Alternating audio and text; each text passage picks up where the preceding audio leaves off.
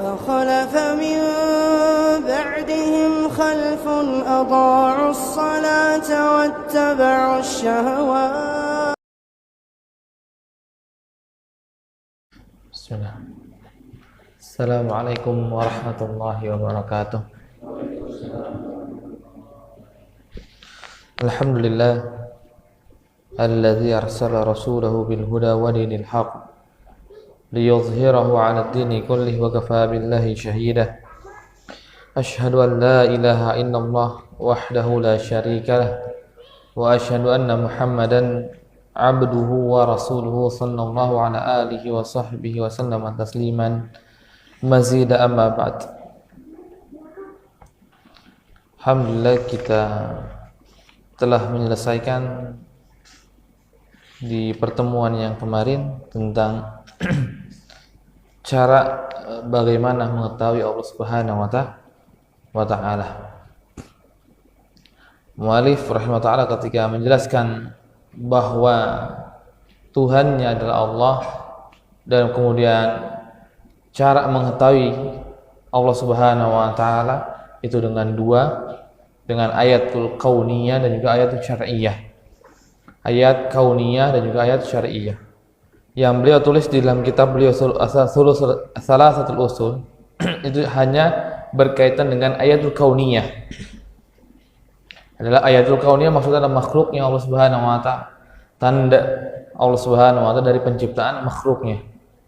Kemudian juga ada ayatul syar'iyyah. Ini adalah dari Al-Qur'an dan juga hadis Nabi sallallahu alaihi wasallam. Maka Al-Quran dan juga hadis sangat banyak menjelaskan tentang Allah Subhanahu wa ta'ala. Maka beliau tidak sebutkan di sini. Tapi beliau sebutkan dengan ayatul kauniyah supaya manusia lebih berpikir. Mungkin ketika disampaikan dalil dia menolak, tetapi ketika disampaikan dengan sesuatu yang waqi', sesuatu yang sudah terjadi, yang jelas di mata kaum muslimin, maka kaum muslimin tidak akan mungkin menolak. Seperti juga dengan orang yang lain. Ketika sudah nampak logikanya, maka mereka tidak akan mungkin mengelak. Sebagaimana seorang ateis yang mengajak berdiskusi dengan Abu Hanifah rahimahullah ta'ala. Ketika sudah nampak logikanya salah, maka batallah mereka. Dan juga di sini beliau menyebutkan, setelah menyebutkan ayatul kauniyah, setelah menyebutkan ayat kauniyah, belakangan beliau menyebutkan tentang kelaziman.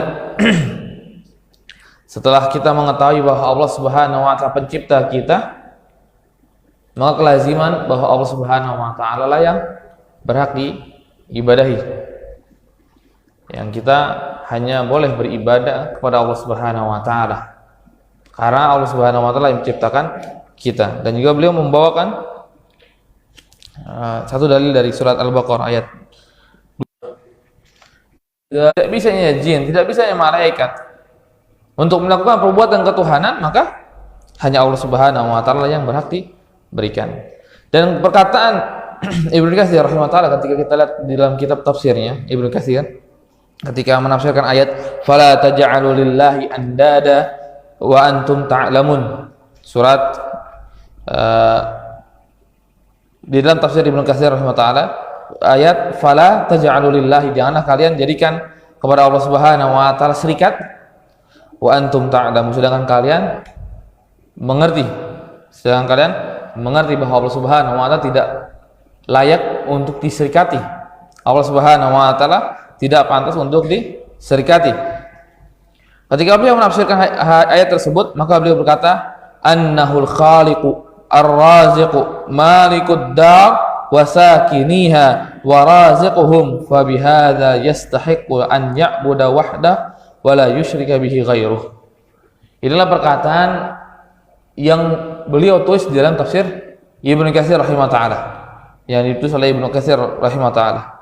Nah, itu perkataan beliau annahul khaliq, sungguhnya Allah Subhanahu wa ta'ala pencipta, ar-raziq, memberi rizki, malik, raja, malikud dar, raja ke dunia kita, di dunia juga nanti di akhirat, wasakiniha, dan juga rajanya orang-orang yang di dalam, waraziquhum, dan juga Allah Subhanahu wa taala yang memberikan rizki kepada mereka, kepada kita. Fabihadza yastahiqqu an yu'badallahu wahdah. Maka ketika kita mengetahui tiga hal tersebut, Allah pencipta, Allah memberi rizki, Allah Subhanahu wa taala raja, maka Allah Subhanahu wa taala yang berhak untuk diberikan ibadah hanya kepadanya, wahdahu, wala yusyrika bihi ghairuhu, dan juga tidak berbuat kesyirikan, tidak menyekutukan Allah Subhanahu wa taala dengan apapun yang ada, dengan selain Allah Subhanahu wa taala. Ini perkataan yang tertulis di dalam tafsir Ibnu Katsirnya. Tapi di sini beliau menukilkan hanya makna dari perkataan beliau. Hanya makna dari perkataan beliau. Maka hal tersebut juga tidak mengapa. Sebagaimana di dalam hadis Nabi Shallallahu Alaihi Wasallam menjelaskan hadis, menyampaikan hadis dengan makna hadis itu boleh, maka apalagi kalau seandainya itu perkataan manusia yang lain.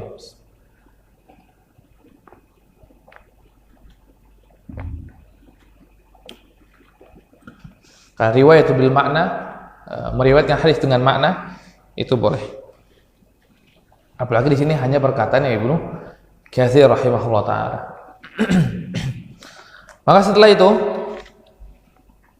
setelah beliau menyebutkan perkataan Ibnu Katsir, ini juga menunjukkan bahwa beliau di dalam kitab-kitabnya tidak menuliskan dengan apa yang ada di kepalanya beliau sendiri. Tapi apa yang beliau tulis ini yang ada dari ulama-ulama terdahulu. Dari Ibnu Katsir, nanti dari Ibrahim Nakhai, dan juga dari Imam Ahmad bin Hanbal, dari Imam Syafi'i, dan juga imam-imam yang lainnya, Sufyan ibnu Uyainah, gurunya Imam Syafi'i dan guru Imam Ahmad bin Hanbal, dan juga para ulama yang lainnya. Karena beliau cuma hanya menukilkan ayat dan hadis dengan pemahaman para sahabat Nabi Shallallahu Alaihi Wasallam, dengan pemahaman para ulama terdahulu. Dan beliau menyebutkan ketika Allah Subhanahu wa taala yang berhak mendapatkan ibadah, maka kita harus mengetahui tentang ibadah tersebut. Maka beliau menyebutkan wa anwa'ul ibadah allati amara Allah biha mislu al-islami wal imani wal ihsan. Maka beliau menyebutkan, dan dari macam-macam ibadah yang Allah Subhanahu wa taala perintahkan dengannya untuk kita lakukan, seperti al-islam, al-ihsan, al-iman, dan juga al-ihsan. Ini 3 pertanyaan malaikat Jibril alaihissalatu wassalam yang nanti akan dibahas oleh beliau ketika membahas tentang mad-dinu, apa itu? Agama. Maka beliau nanti akan bahas lebih panjang lebar 3 hal tersebut. 3 dari Islam, iman, dan juga ihsan. Menjelaskan tentang ibadah. Nah, sebelum kita masuk ke macam-macam ibadah yang ada, maka kita harus mengetahui tentang syarat sah ibadah tersebut. Syarat sah ibadah tersebut. Syarat sah ibadah itu ada 2. Yang pertama adalah al-ikhlas. Ikhlas karena Allah Subhanahu wa taala melakukan ibadah tersebut, tidak memasukkan seseorang di dalamnya, atau tidak memasukkan setan ataupun jin ataupun siapapun yang ada, tapi hanya ikhlas kepada Allah Subhanahu wa taala. Bagaimana Allah Subhanahu wa taala berfirman, "Wa ma umiru illa liya'budullaha lahu mukhlishan wa ma umiru illa liya'budullaha mukhlisina lahuddin hunafa," sampai akhir. Tapi di sini lafadznya Allah Subhanahu wa taala berfirman, "Wa ma umiru illa liya'budullaha mukhlisina." Tidaklah kita diperintahkan kecuali untuk beribadah kepada Allah Subhanahu wa taala dengan keadaan mukhlisin, dengan keadaan ikhlas kepada Allah Subhanahu wa taala. Tidak mencampurkan di dalam ibadah kita sesuatu apapun itu, mau hal yang remeh ataupun hal yang tinggi selain Allah Subhanahu wa taala di pandangan kita. Mau itu cuma sekedar uang yang kecil ataupun hal yang lain yang mengganggu keikhlasan kita. Maka harus ikhlas di dalam ibadah. Maka tidak boleh ada riya, nggak boleh ada sum'ah. Riya yang kita sudah ketahui, yang pengen dilihat oleh manusia. Kemudian sum'ah ini pengen didengar oleh manusia. Jadi kita sholat malam, misalkan, kemudian nggak ada yang lihat, tapi kita pura-pura mencari sebuah cerita kepada saudara kita, menggambarkan bahwa diri kita sedang sholat malam dan kita ingin mereka dengar bahwa saya tadi malam tuh sholat. Dan sum'ah masuk dalam bagian syirik kecil, akan menghapuskan amalan yang ada, yang dia lakukan dalam dirinya sum'ah. Maka jangan mudah ini sum'ah. Jadi setelah kita beribadah, tugas kita masih ada, mensembunyikan ibadah tersebut. Kalau ibadah tersebut tersembunyi, kalau ibadah tersebut bukan tersembunyi seperti sholat berjamaah atau menghadiri kajian yang lainnya, maka jaga supaya kita tidak menginginkan orang lain itu menyebut-nyebut ibadah kita dan kita ingin mendengarnya. Jaga hati kita. Karena ketika ada seorang, kalau dia mah masya Allah nih mah rajin sholat di masjid, gak pernah tinggal. Nah ketika kita dengar ada seorang yang ngomong, wah kita merasa senang, bahagia. Itu pintu awal bahaya, pintu awal untuk terjadi sum'ah. Dan akhirnya besoknya berubah dia lihat, supaya saya disebut lagi sama orang-orang. Maka ketika ada seorang memuji dari amal kita, maka itu sebuah pintu fitnah bagi kita. Maka kalau seandainya kita ingin memuji seseorang dari sisi amalnya, mau dari sisi ilmunya, kalau bisa jangan di depan orang tersebut. Maka saya punya guru Syekh Dr. Yasir Hafizahullah Ta'ala, beliau asal dari Iskandariyah, dari Mesir. Ketika ada seorang memuji beliau di depan beliau, maka beliau ketika itu marah. Kalau engkau mau ingin memuji saya, puji setelah saya mati. Puji saya setelah saya mati. Atau puji saya kalau saya tidak hadir di sini. Kalau saya tidak ada di sini. Kenapa? Karena ketika seseorang manusia mendengar pujian, maka akan timbul sebuah benih kesyirikan kecil tersebut. Maka dirinya mulai terhadir sum'ahnya, mulai terhadir riyanya nanti. Awal nggak pernah riya ibadahnya, awal sholatnya nggak pernah riya. Ketika mendengar, wah berarti saya tuh diperhatiin nih, berarti saya sholat harus lebih bagus. Akhirnya jatuh. Maka sampai para ulama menyebutkan, tidaklah aku pernah memperbaiki sebuah amalan yang jauh lebih berat daripada niat ini, daripada ikhlas ini. Karena amal ikhlas nggak terlihat, nggak tampak. Kelihatannya kita ikhlas, tapi nggak tahu hati kita. Nampak diri kita, masya Allah, ini orangnya soleh,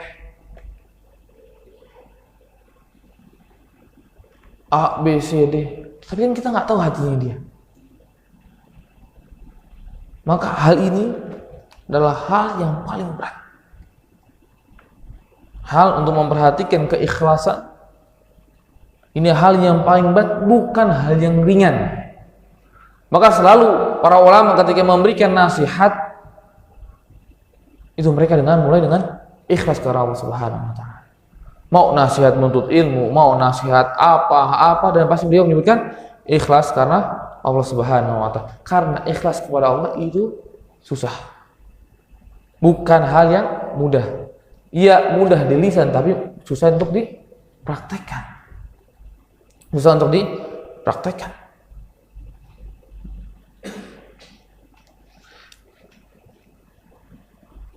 Kemudian yang kedua, Syarat yang kedua adalah mutaba'ah. Mutaba'ah, mengikuti tata cara yang dibawa oleh Rasul sallallahu alaihi wasallam. Karena Rasul sallallahu alaihi wasallam lah penyampai wahyu dari Allah Subhanahu wa taala. Sedangkan ibadah ini dari Allah, maka tidaklah kita mengerti ibadah tersebut kecuali dari seseorang yang menyampaikan kepada kita. Sama seperti kalau seandainya ada penemuan baru.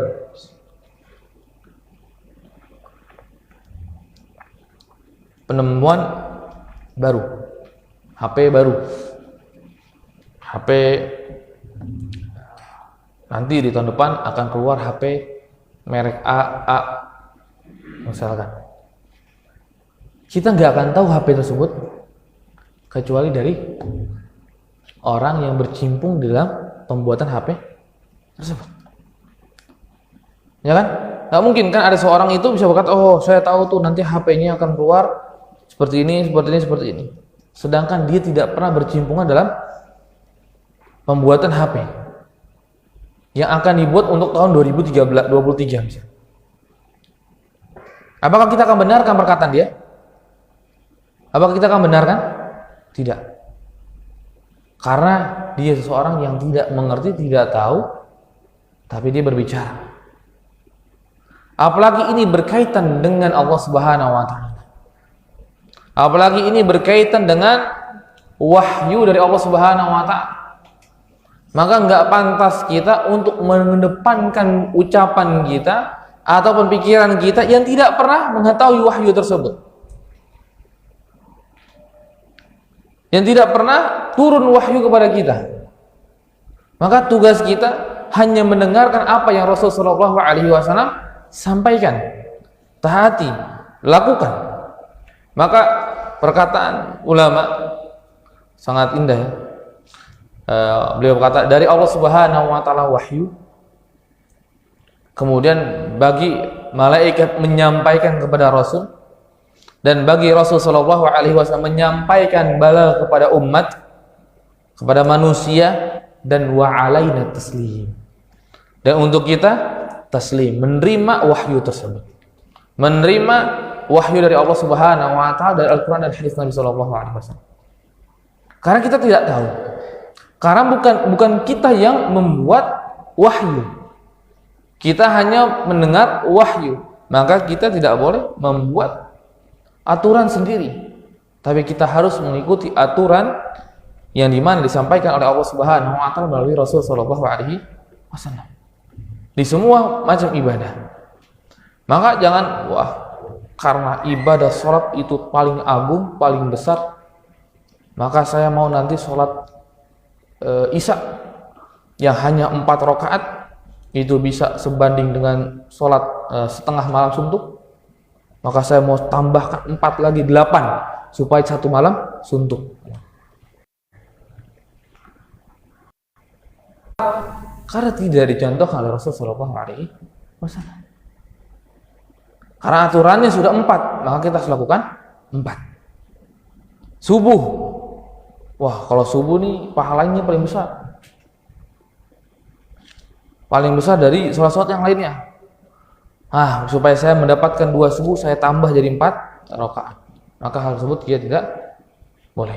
Kenapa? Karena tidak sesuai dengan aturan yang telah turun dari Allah Subhanahu wa taala kepada Rasul sallallahu alaihi wasallam. Juga wa ma ataakumur rasulu fakhudhu wa ma nahakum anhu fantahu. Maka Allah Subhanahu wa taala berfirman, dan apa yang datang dari Rasul sallallahu alaihi wasallam fakhudhu, ambil. Maka ambillah. Dan wa ma nahakum anhu fantahu. Dan apa yang datang dari Rasulullah sallallahu alaihi wasallam larangan, apa yang dilarang oleh Rasul sallallahu alaihi wasallam fantahu. Maka berhenti, menghindar dari larangan yang telah disampaikan oleh Rasul sallallahu alaihi wasallam. Maka ada seorang wanita, seseorang tabi'in datang kepada salah seorang sahabat Nabi sallallahu alaihi wasallam. Beliau mengutarakan Karena ada sebuah hukum yang menurut beliau tidak ada dalam Al-Quran. Tidak ada dalam Al-Quran. Maka ketika itu berkata, enggak ada dalam Al-Quran, saya sudah baca dari awal sampai akhir, tidak ada menyebutkan hukum tersebut.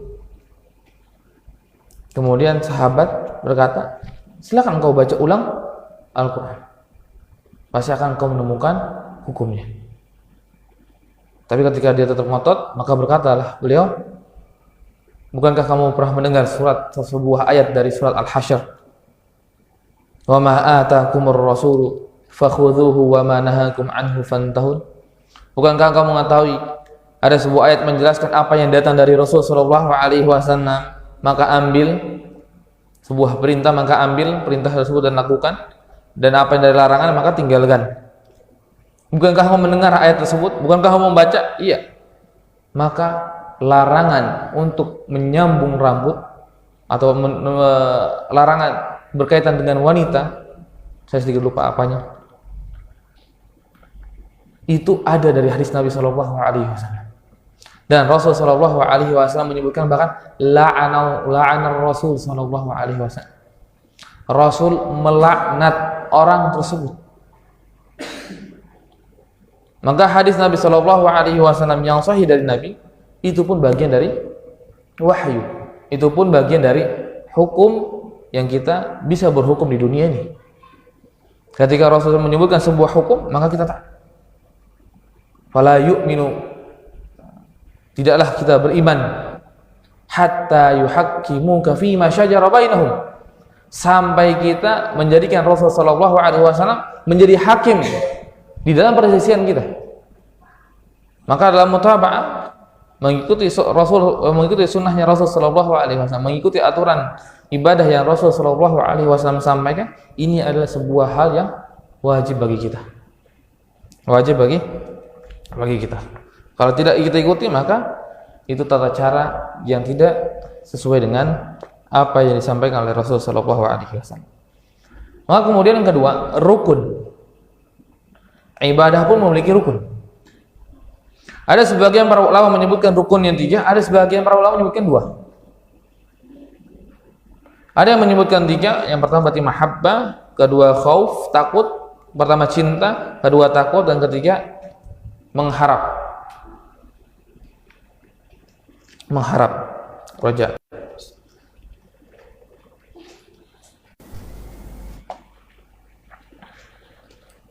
Dan ada sebagian para ulama menyebutkan dengan istilah 2, kamalul mahabbah, sempurnanya cinta, kecintaan tersebut, dan juga kamalul khudu' wa dhul, dan sempurnanya ketundukan kepada Allah Subhanahu wa taala. Maka di dalam kesempurnaan tundukan ini masuk di sana raja, dan juga masuk di sana khauf. Jadi mau yang mengartikan menyebutkan rukun 3, mau 2, itu sama saja. Maka di dalam ibadah harus hadir 3 ini. Rajanya hadir, kemudian mahabbahnya hadir, khaufnya hadir. Dan harus berseimbang. Nggak boleh tinggi khaufnya dan tinggi rajanya. Maka para sahabat menyebutkan kalau bersiapa yang tinggi khaufnya, maka dia akan menjadi khawarij.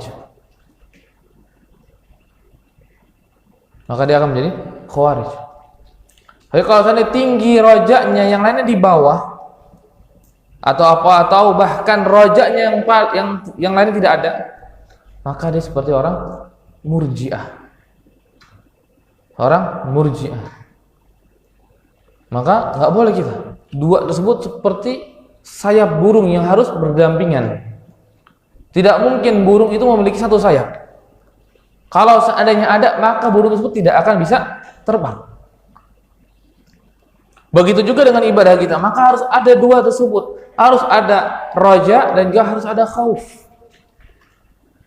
Harus ada rasa takut dan juga harus ada rasa mengharap kepada Allah Subhanahu wa taala. Dan yang ketiganya harus ada rasa cinta. cinta kepada ibadah tersebut, cinta kepada yang mensyariatkan, yaitu Allah Subhanahu wa Ta'ala, dan juga mencintai orang yang melakukan ibadah semisal. Jadi 3, mencintai ibadahnya, sholat, kita mencintai sholat. Kedua, mencintai yang mensyariatkan sholat, yaitu Allah Subhanahu wa Ta'ala. Kemudian yang ketiga, mencintai orang yang melakukan sholat. Dari orang lain, berarti saudara kita dari kaum muslimin. Maka cintai juga mereka. Cintai juga orang-orang yang sholat. Ini rukun ibadah tersebut. Dan ibadah itu adalah sebuah kata yang umum, maka di sana bisa masuk ta'rifnya, pengertian dari 2 sisi. Dari sisi abid atau fi'lul hamba, perbuatan ibadah kalau ditinjau dari perbuatan hamba. Ibadah kalau ditinjau dari perbuatan hamba itu adalah at-tadhallul lillahi mahabbatan wa ta'ziman bi fi'lil awamirihi wa ijtinabi nawahi 'ala al-wajhi alladhi ja'at bihi syara'i'ah. Ta'rif ibadah kalau ditinjau dari perbuatan hamba itu adalah perbuatan yang di dalamnya ada ketundukan, tadhallul lillah, ada ketundukan di sana, kemudian mahabbatan, ada kecintaan, dan juga wa ta'ziman, ada penghormatan, bi fi'lil awamirihi, dengan perbuatan yang diperintahkan oleh Allah Subhanahu wa Ta'ala, wa ijtinabi nawahi, dan juga dengan perbuatan meninggalkan larangan Allah Subhanahu wa Ta'ala, 'alal wajhil ladzi ja'at bihi syara'i'u, dengan cara apa yang ada dari aturan syariatnya. Nah, ini dari perbuatan hamba. Maka ketika hamba ingin berbuat ibadah, perhatikan tersebut. Kembali kepada syarat sahnya dan juga kepada rukunnya. Hadirkan itu semua. Tapi kalau ibadah ditinjau dari aspek ibadahnya, ma yata'abbadu bihi atau muta'abbad bihi, aspeknya ibadah tersebut, perbuatannya, maka di sini seperti sebuah ta'rif yang sangat indah ya, yang sangat bagus, yaitu ismun jami'un likulli ma yuhibbullah wa yardahu minal aqwali wal a'malil batinah wal zahirah.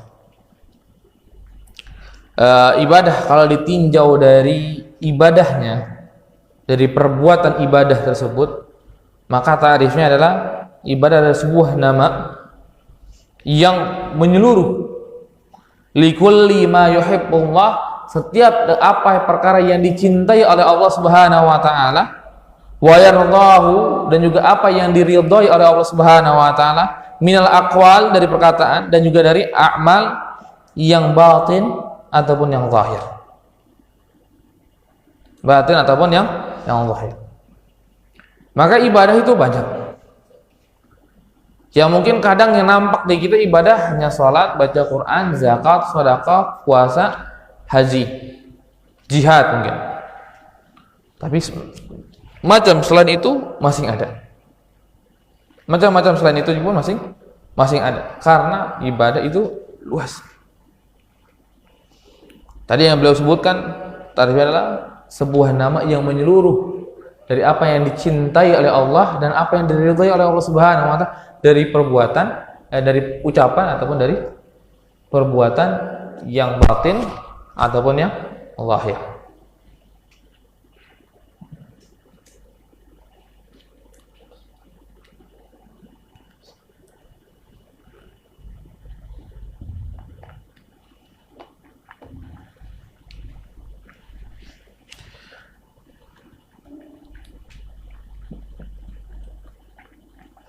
Seperti orang tidur, ibadah bukan?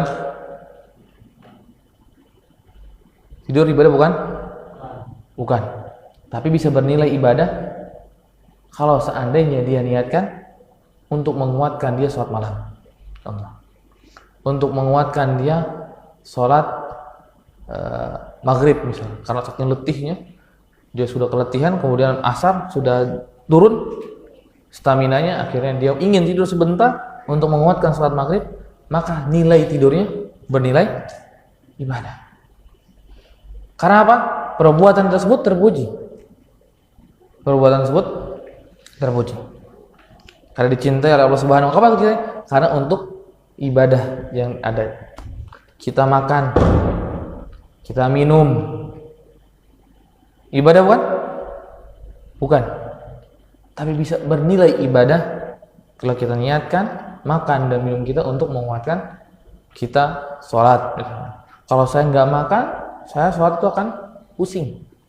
Kelaparan saya, akan pusing saya. Jatuh bisa jadi. Tapi saya makan sekarang untuk menguatkan saya sholat. Saya makan untuk menguatkan saya belajar. Karena belajar dari jam 7 sampai jam 12 nggak ada istirahat, maka saya harus makan pagi.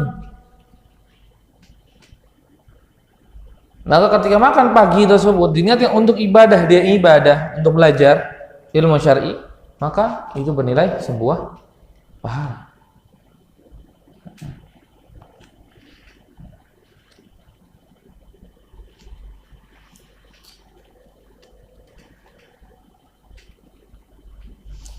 Maka juga kalau misalnya ibadah kita mau bagi dari subjeknya dari ibadah tersebut, maka ada dua, ada ibadah mahdhah. Ibadah mahdhah dan ada ibadah ghair mahdhah. Ibadah mahdhah ini seperti tadi, salat, zakat, puasa, jihad, haji, saum, sedekah, zakat. Ini ibadah mahdhah yang telah dijelaskan dalam syariat, yang kita tidak akan tahu kecuali dari syariat. Dan ada yang ghairul mahdhah, ada yang bukan ghairul mahdhah, yang bukan ibadah ghairul mahdhah. Nah itu seperti tadi, kita makan, kemudian kita niatkan untuk menguatkan ibadah. Tidur sebelum perang, kalau saya agak tidur, saya nanti nggak bisa angkat senjata. Jihad di jalan Allah Subhanahu wa Ta'ala, maka tidurnya itu bernilai sebuah ibadah.